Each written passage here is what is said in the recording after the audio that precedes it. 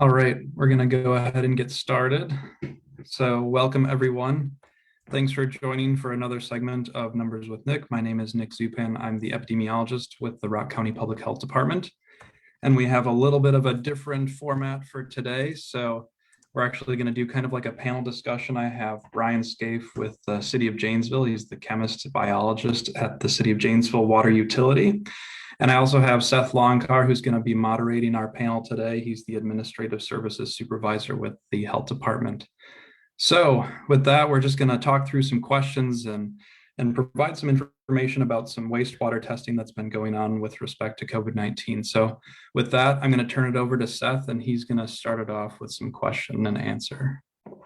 Right. Thank you, Nick. And thank you, Brian, for being with us today. Certainly. Glad to be here. Appreciate it.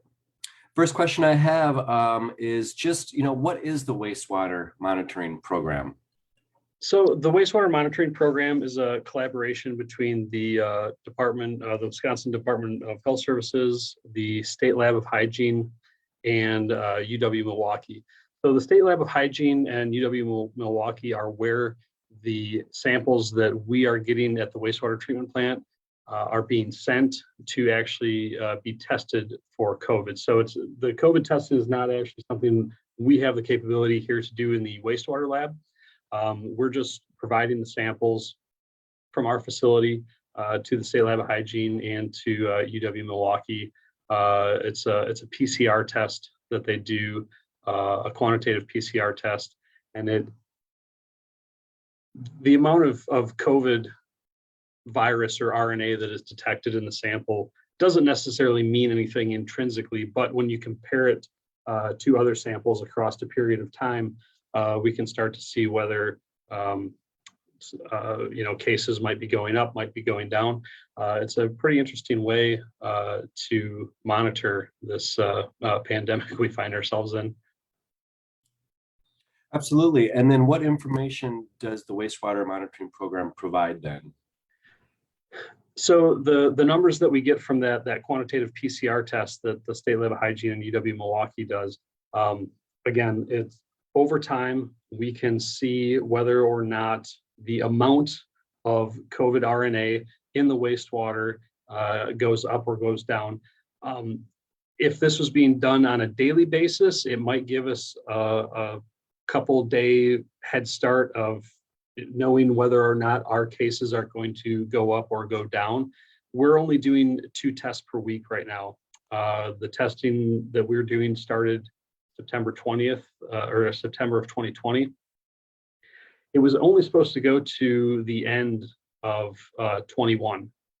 And it has been pushed out to, I think we're going to be testing into middle of 2023 at this point. But yeah, it's an interesting way of monitoring what's going on in the community rather than just relying on numbers from testing sites or from hospitals, because with the advent of having the home tests, there are plenty of people that I'm sure are testing positive with COVID that, if their symptoms aren't bad enough to go to the hospital, they're hopefully self-quarantining. So those are numbers that we're maybe not seeing, but I mean, the wastewater doesn't lie, because everybody has to send their wastewater to us. So it's just another tool to help us see how the virus is progressing as we go through this pandemic. Great. And then how is it that you're able to identify the COVID-19 virus in the wastewater? So since we're not doing the testing here, actually, I've done a little bit of research into that. There are specific genetic markers when they do their PCR test, because basically what's happening is there's a very small amount, of the RNA in the wastewater sample. And to backtrack a little bit, the influent wastewater is a very, very complex matrix of just lots of things. I mean, just organics, phosphorus, ammonia, all the stuff that we test for here.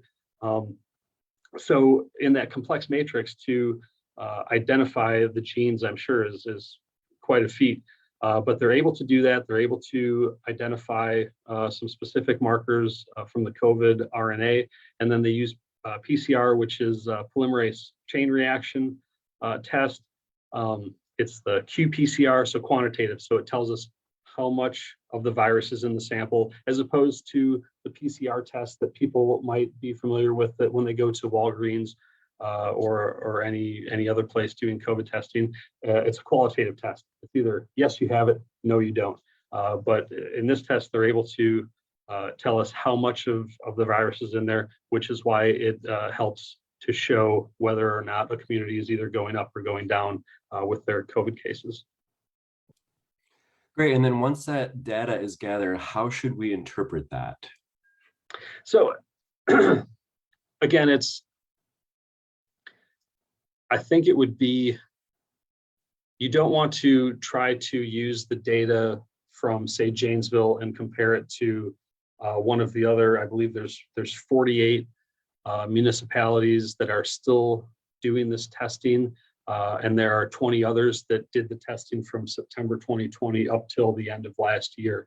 So they had a pretty good, there were close to 65 or 70 municipalities that were in on this, and 48 still remain. But I guess, let's see what I'm trying to think here. And I can jump in here too if you want. Sure. I'll pull up the data.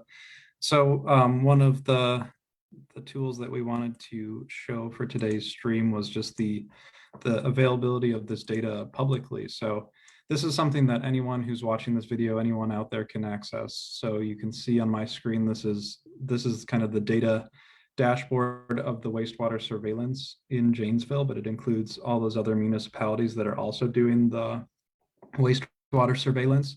And just to back up, this is on the Wisconsin Department of Health Services website. You can see the URL at the top of the page. But generally what we're looking at is when someone has COVID and they're infected with the virus, they're shedding an amount of the virus in their snot, in their spit, and also when they go to the bathroom. And so what the program is aimed to do is to try to measure the amount of COVID that's in the wastewater to really get a sense of like the trends, as Brian mentioned, and compare kind of over the course of the whole pandemic what data we're seeing and what the trends are looking like. So I just have the Janesville water utility pulled up, and the data's on the side here. So this graph on the right is the concentration of the virus, of COVID-19 virus in the wastewater. And then the graph on the bottom is the number of cases that we're seeing over the course of time. So the nice thing about this tool and the surveillance in the wastewater is that it helps us track some of the trends beyond kind of what people are testing for in the laboratories when someone gets sick and they go to their healthcare provider and they test for COVID. That's kind of a snapshot of the whole picture, and the wastewater provides kind of another element of what's going on in the community, as Brian mentioned. So just wanted to show the data most recently. So what I've got up here in this graph is over the course of the entire time that the surveillance has been going on. And most recently, so on January 1st, there was identified 1,283.7 million gene copies per person per day. And Brian can tell us all more about what that means exactly, but basically that's very, very high compared to what we've seen over the course of the whole pandemic. And this is kind of an indication that there may be even more COVID that's going on than we are aware of based on the PCR testing that's being done when people go to their healthcare provider to get tested. So the idea with the wastewater surveillance is to let us know what the trends are, and also maybe if those trends are even higher than what we're seeing in just the raw case numbers. Anything else you want to add to that, Brian? No, that was perfect, bringing that up. And yeah, that number, number of gene copies per liter, in itself doesn't mean a whole lot, I don't think, but compared to all the other data points, that's where we garner some information out of it. And yeah, just and it's pretty cool. I was doing a little bit of research on this. It was interesting to find out that, this is the first that most people are hearing about this sort of wastewater epidemiology. And it was interesting to find out that, back in the 30s and the 40s, they were using not exactly the same technology, but they were doing the same thing for polio, to see polio cases way back then. So this is not necessarily new, but since, we find ourselves in the situation we do with this pandemic, it's something that's been brought to the forefront, and people are starting to hear about it. Great. So with that being said, what can the public do with this information? Well, I think obviously, if with the screen that's up here, we can see that the cases are on a rapid rise. I mean, worse than we've seen since we started back in late 2020.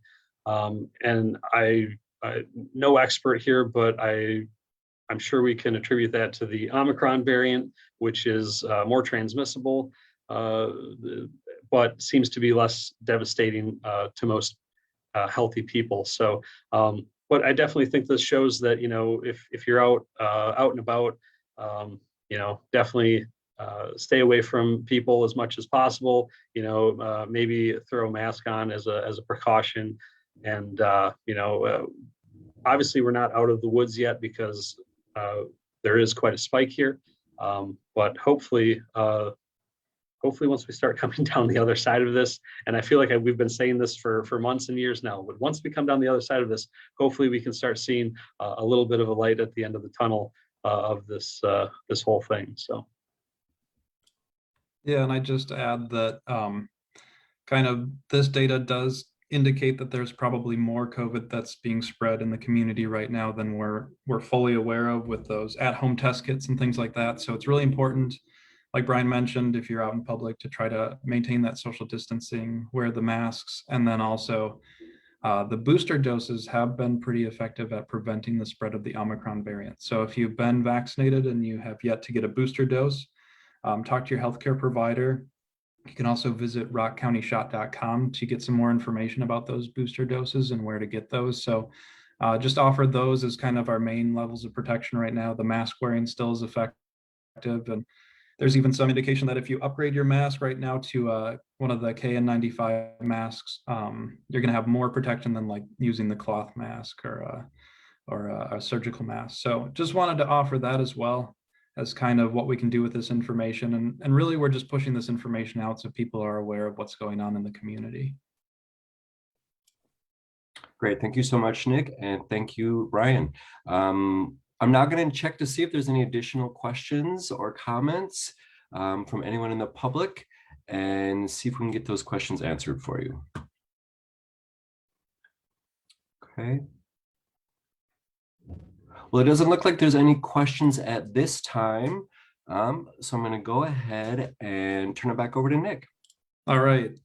Thanks, Seth, and thanks, Brian, for attending today, and everyone for watching. We had a little bit of a different format today, but wanted to provide that information and get some expertise from community partners. So with that, we're going to close out the stream for today. If you have questions after watching the recording, you can always reach out to us via social media. But in the meantime, we'll see you in a couple weeks. Thanks, everyone. Bye-bye. Thanks.